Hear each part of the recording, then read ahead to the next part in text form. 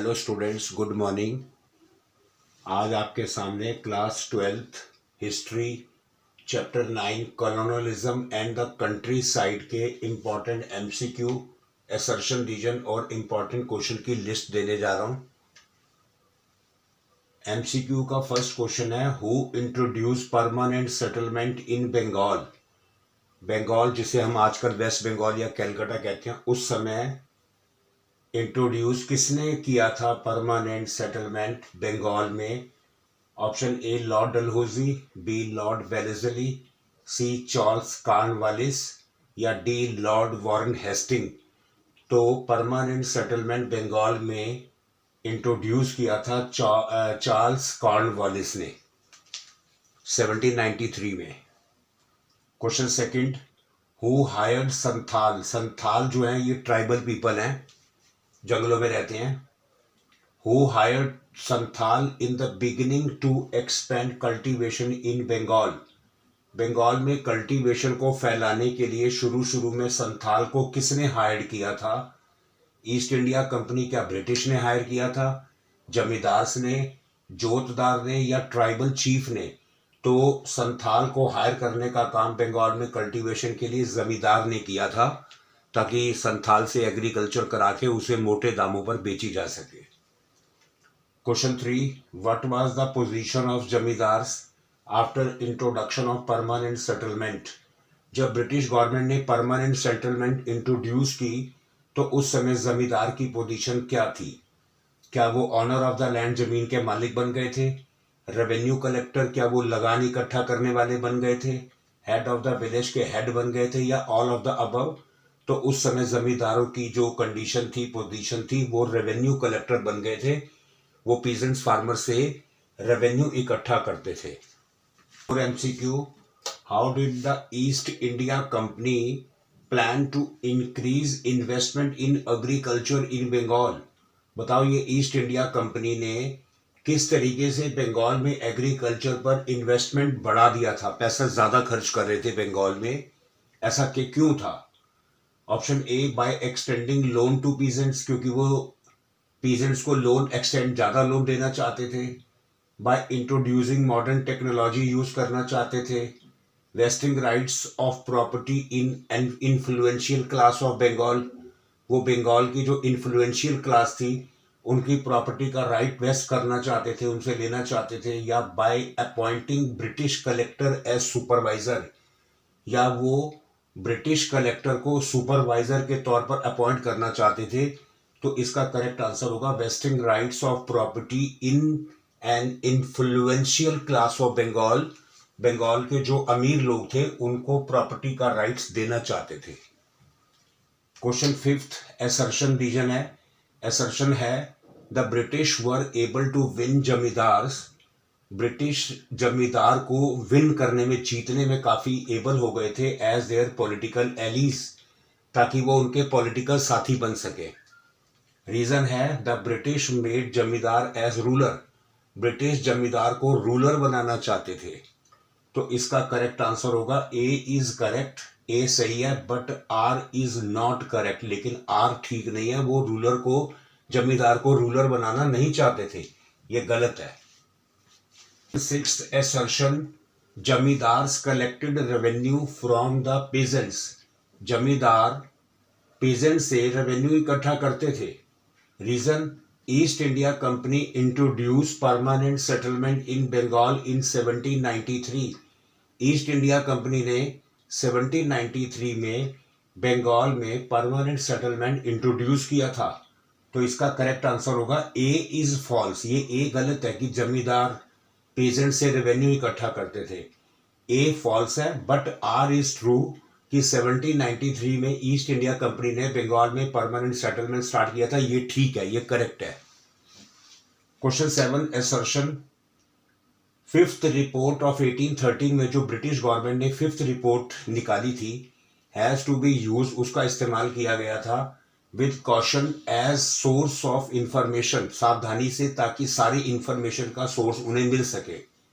Reason है कि vested interest in Britain wanted to end the monopoly of East India Company, कि Britain के पास जो वेस्टेड इंटरेस्ट था वो ये चाहते थे कि मोनोपोली ईस्ट इंडिया कंपनी का मोनोपोली खत्म हो जाए इस रिपोर्ट के मुताबिक। तो यहाँ पे ये दोनों करेक्ट हैं, both A and R R true, दोनों assertion रीजन करेक्ट है, ट्रू है, and R is the correct explanation of A, और आर जो है वो ए का करेक्ट एक्सप्लेनेशन भी है। इंपॉर्टेंट क्वेश्चन का फर्स्ट क्वेश्चन है, why was the jotedar a powerful figure in many areas of rural Bengal. Bengal के गांव में जोतदार जो थे, बताओ वो क्यों एक पावरफुल फिगर बनकर सामने आए थे जब ब्रिटिश पीरियड था। सबसे पहले acquired vast area of land, in jotedar ने बहुत बड़े एरिया पर कब्जा कर लिया था। They control the local trade, इन्होंने लोकल ट्रेड पर कब्जा कर लिया था। Direct control over poor villagers, जो गरीब गांव वाले थे उन पर कंट्रोल कर लिया था। दे मोबिलाइज रयत्स, उन्होंने रयत्स को इकट्ठा कर लिया था, अपने फेवर में कर लिया था। ये रैयत कौन थे? टेनेंट फार्मर, जो किराए पर खेती करते हैं, इंडियन पीजेंट्स हमारे किराए पर खेती करते हैं, उनको अपने कब्जे में ले लिया था। क्वेश्चन सेकंड, ये वेरी इंपॉर्टेंट क्वेश्चन है। Question second, how did the Paharias respond to the coming of outsider. Paharia ने जब कभी भी कोई आउटसाइडर से, जैसे संथाल वगैरह आते थे, उनको कैसे रिस्पॉन्ड दिया था। Question three, why did the Santhals rebel against British rule. बताओ संथाल और पहाड़िया ये ट्राइबल पीपल हैं, बताओ संथाल ने ब्रिटिश रूल के अगेंस्ट रेबेल या विद्रोह क्यों किया था। Question fourth, what explain the anger of the Deccan riots. Deccan के जो रॉयट्स थे, यानी रॉयट्स का मतलब हो गया टेनेंट फार्मर्स जो किराए पर खेती करते थे, against the money lender, money lender के खिलाफ ये डेक्कन के रॉयट्स क्यों उनके खिलाफ गुस्सा शो करने लगे थे, एंगर हो गए थे। Why were many zamindars auctioned after the permanent settlement के बाद बहुत सारे जमींदार्स ने जमीनों को ऑक्शन करना शुरू कर दिया था, नीलाम करना शुरू कर दिया था, बताओ क्यों। वेरी वेरी इंपॉर्टेंट है ये। Question six, difference between the livelihood of the Paharias different from the that of the Santhal. Paharia और संथाल की रोजी रोटी के बारे में बताइए, वो क्या करते थे, कैसे कैसे काम करते थे। तो इसका आंसर हमारे शॉर्ट्स में है, आप वहां देख सकते हैं। Question seventh, very important, zamindar regularly failed, zamindar regularly failed हो जाते थे to pay the revenue demand even after the permanent settlement of the Bengal at the end of the 18th century में परमानेंट सेटलमेंट सेट भी हो गया था, फिर भी जमींदार रेगुलरली ब्रिटिश गवर्नमेंट को रेवेन्यू देने से फेल क्यों हो जाते थे। इवेल्युएट द स्टेटमेंट, इस स्टेटमेंट को आप एक्सप्लेन करो। Question 8, why did the fifth report, very important,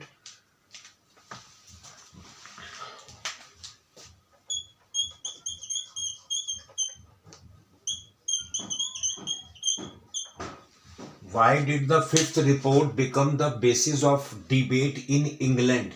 ये फिफ्थ रिपोर्ट जो ब्रिटिश गवर्नमेंट ने निकाली थी, ये इंग्लैंड में एक बहस का विषय बन गया था, बताओ कैसे।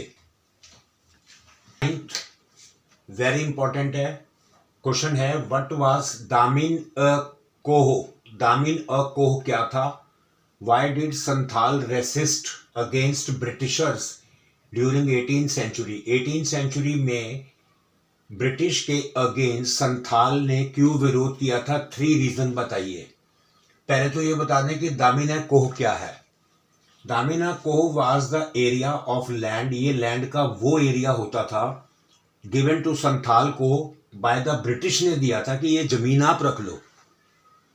अब जब ब्रिटिश ने ये एरिया संथाल को दिया तो संथाल उसके ब्रिटिश के अगेंस्ट क्यों हो गए थे, क्योंकि the British levied heavy taxes on that land, उस लैंड पर ब्रिटिश ने भारी टैक्स लगा दिया। Money lender charged more interest from, Santhal से बहुत ज्यादा इंटरेस्ट चार्ज करते थे। जमींदार ऑल्सो एक्सप्लॉइटेड संथाल, जमींदार भी संथाल को बहुत परेशान करते थे। फिर क्या हुआ, the Santhal revolted in 1855 against the Britishers, तो इसीलिए संथाल ने गुस्से में आकर 1855 में ब्रिटिशर्स के अगेंस्ट रिवोल्ट कर दिया। क्वेश्चन 10, ये भी वेरी इंपॉर्टेंट है। जोतदार चैलेंज्ड द पोजीशन ऑफ जमींदार इन नॉर्थ बंगाल। जोतदार कौन है? ये वही पीजेंट्स, इंडियन पीजेंट्स जो किराए पर खेती करते हैं। जोतदार ने जमींदार की पोजीशन को नॉर्थ बंगाल में चैलेंज दे दिया था। जस्टिफाई करो इस स्टेटमेंट को। Describe any 3 feature of the permanent settlement system जो ब्रिटिश गवर्नमेंट ने 1793 में लॉर्ड कॉर्नवालिस ने स्टार्ट किया था। परमानेंट सेटलमेंट सिस्टम के 3 फीचर बताओ, वेरी वेरी इंपॉर्टेंट है ये।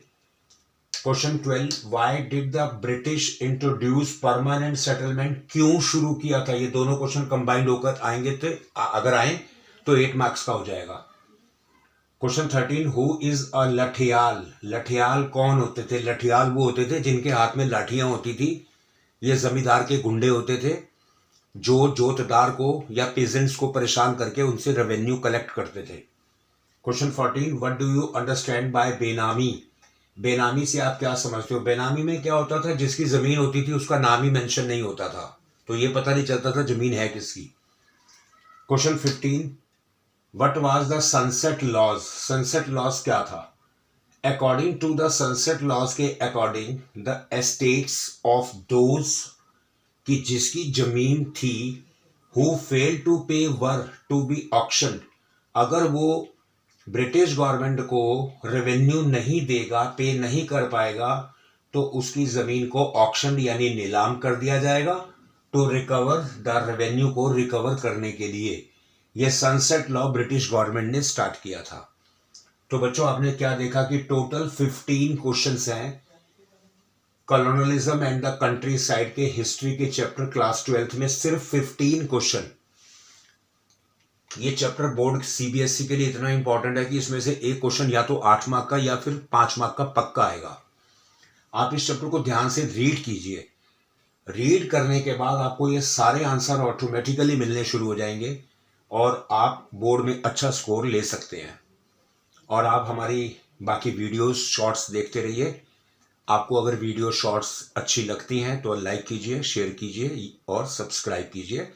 Thank you so much, all the best.